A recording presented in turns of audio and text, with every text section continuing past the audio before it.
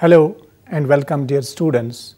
Today we are going to discuss about an important concept in the field of teaching and learning, and that is programmed learning. After working through this, you should be able to know the origin of programmed learning. To understand the concept of programmed learning in the light of various definitions, to know the various characteristics of programmed learning, to understand the basic principles of programmed learning, and to analyze the various steps of programming. Now, origin of programmed learning. Programmed learning is the gift of educational psychology to the modern world for programming the instructional process to cater the individual differences and making the process of learning more effective. The origin of programmed learning is not essentially new. Socrates may be regarded as one of the earliest programmers who developed a program in geometry. It was recorded by Plato in the dialogue Meno. Socrates used it to guide his followers to knowledge by conducting them conversationally along a path from fact to fact and insight to insight. The method of programmed learning, or programmed instruction as it is often called today, emerged in the efforts of American psychologists during the second decade of the present century. E.L. Thorndike, 1874–1949, was the first psychologist whose findings bear direct relevance to programming. Programmed learning is directly related to the law of effect, as explained by Thorndike.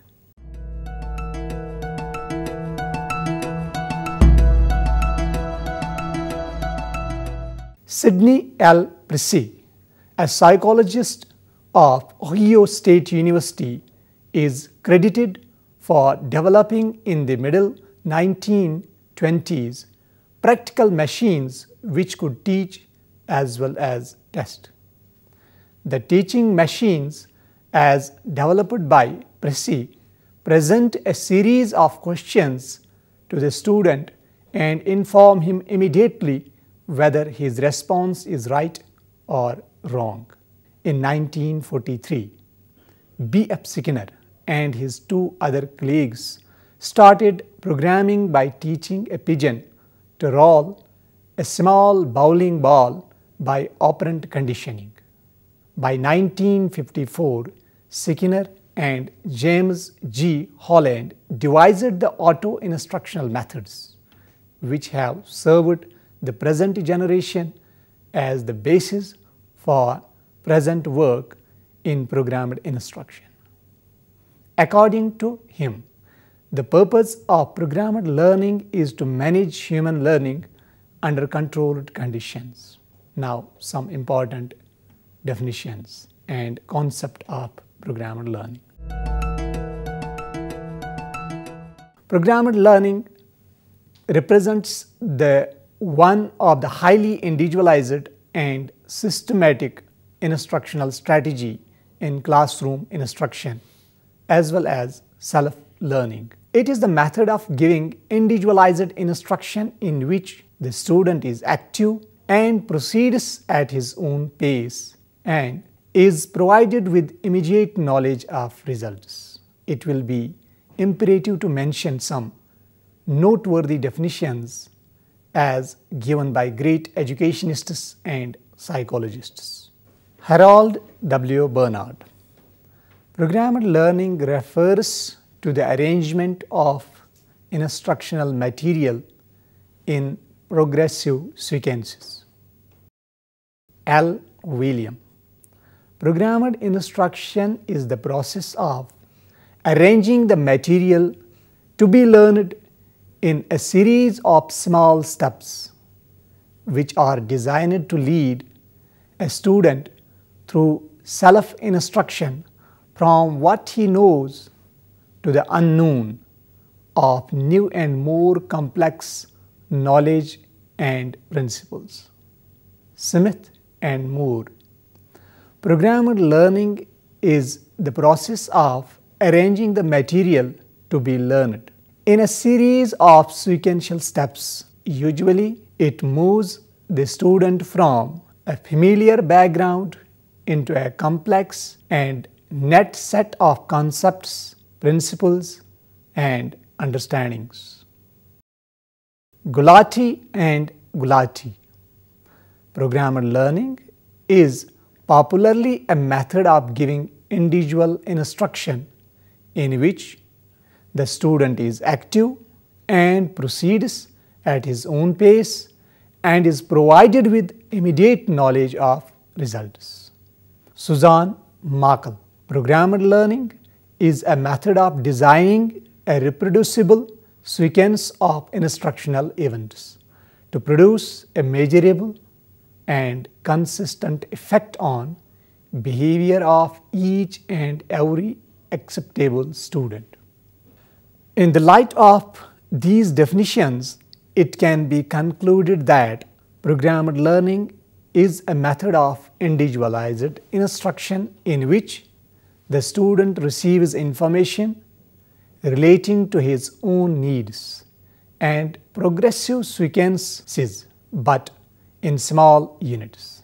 In a sense, programmed learning is a method which makes effective use of programmed books, language laboratory, teaching machines, films, radio, television, tape recorder, and a teacher. Now, some important characteristics of programmed learning. 1. Individualized instruction. Programmed learning is the method of receiving individualized instructions from a variety of sources like programmed textbooks, teaching machines, computers, with or without the help of teacher. Information is presented according to individual needs. Second, logical sequence of material.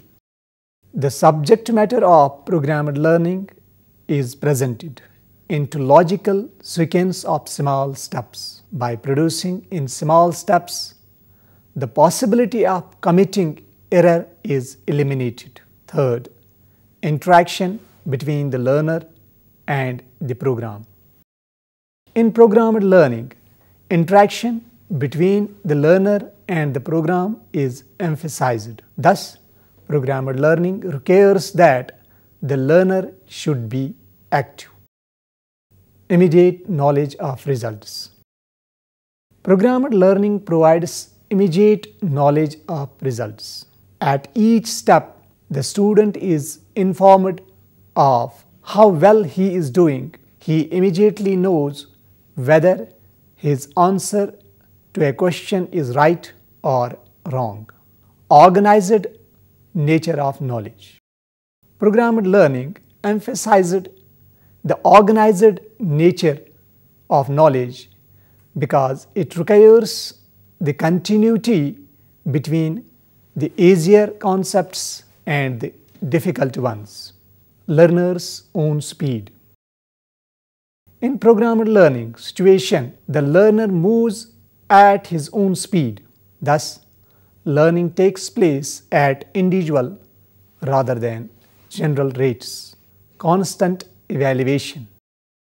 In a programmed material, constant evaluation is possible by the record of students' responses. It is possible to improve the quality of programmed materials through checking the number of errors at each step. Thus, students' progress may be evaluated by looking into the various types of responses produced by the learner. Now, some basic principles of programmed learning. The fundamental principles of programmed learning are: 1. Principle of small steps. This principle is based on the basic assumption that one learns better if the content matter is presented to him in suitable small steps. Therefore, according to this principle, a programmer, while preparing a program, should try to arrange the subject matter into properly sequenced meaningful segments of information called frames. These segments should be presented one at a time before the learner for responding. Second, principle of active responding. This principle is based on the assumption that a learner learns better by being active. The student learns better and faster when they are actively participating in the teaching-learning process. The teaching-learning process should be such active that the learner should not feel difficulty in moving from one frame to another and remains busy and active by responding to the frames. Third, principle of immediate reinforcement. The student learns best if his answer is confirmed immediately. Immediate confirmation serves as a kind of motivation or reinforcement. Principle of self-pacing. In programmed learning, each student can proceed at his own rate. Some students naturally learn more rapidly or more slowly than others. The student can learn very effectively if he learns at his own pace. The principle is based on individual differences in the process of teaching and learning. Principle of evaluation. Constant evaluation is another fundamental principle of programmed learning. It helps students to learn and grasp the material given in each frame. The purpose of this arrangement is not to test the student, but to improve the quality of programmed material through checking the number of errors at each step. Now, important steps involved in programmed learning. 1. Topic selection. The programmer should select the most familiar topic. Otherwise, he has to take the help of subject expert. He may confine himself to selecting a specified content or a small area of the subject matter. Second, content outlines. After topic selection, its outlines may be prepared, which should cover all the materials one plans to teach.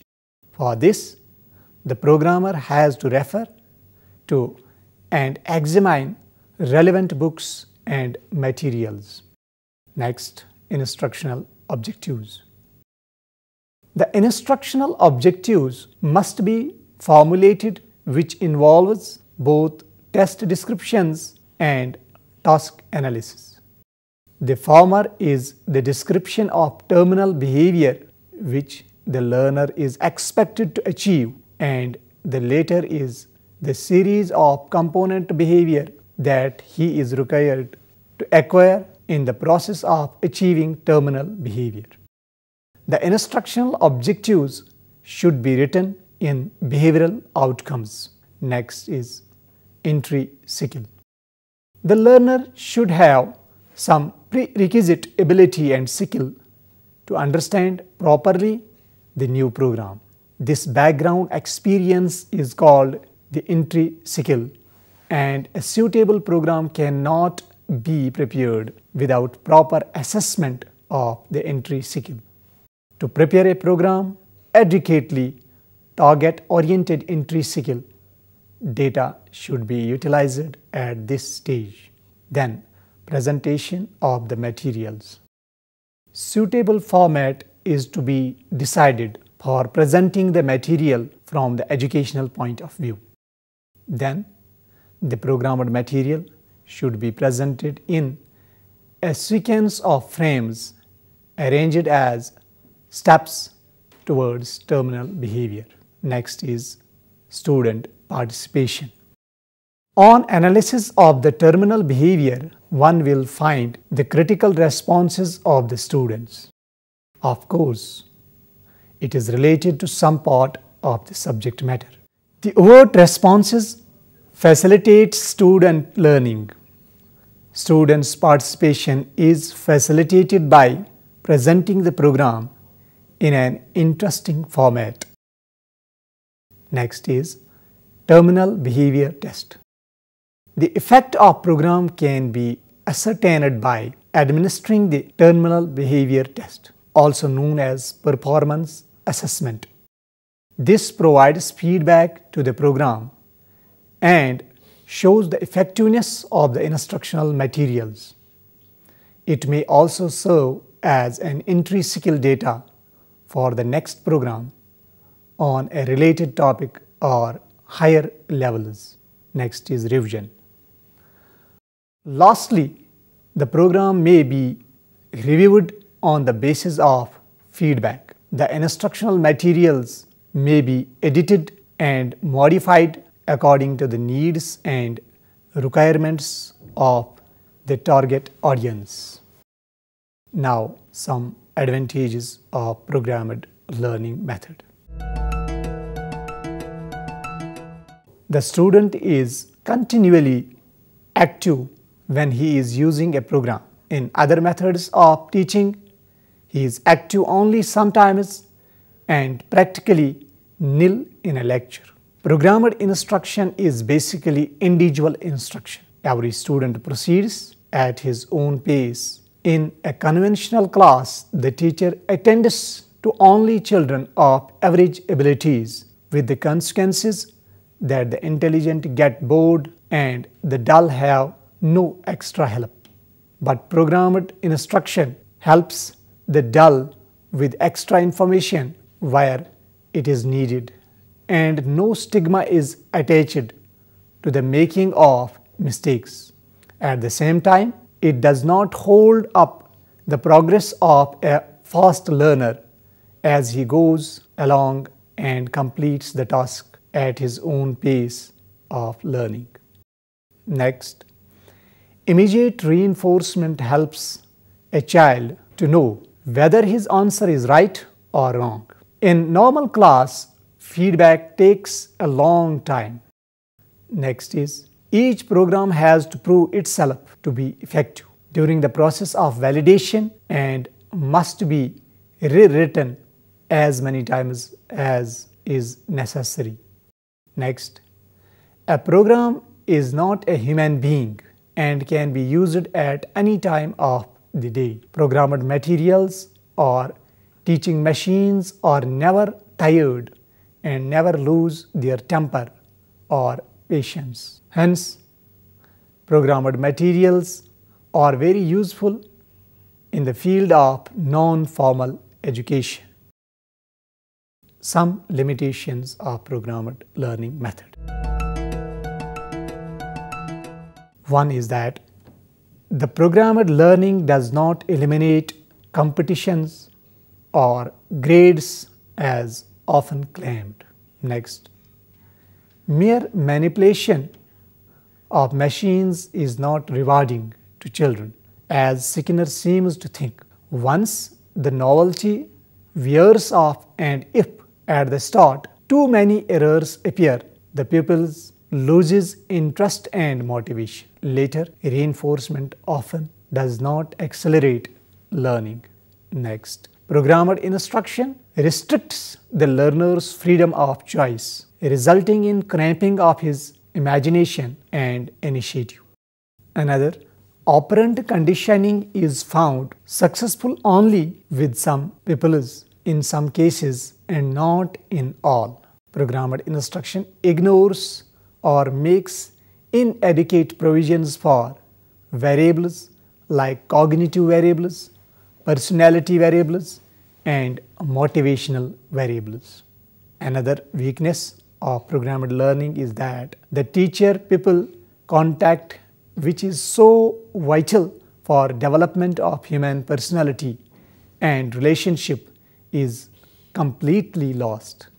Next, in language learning, speech is equally important as development of reading and comprehension skills.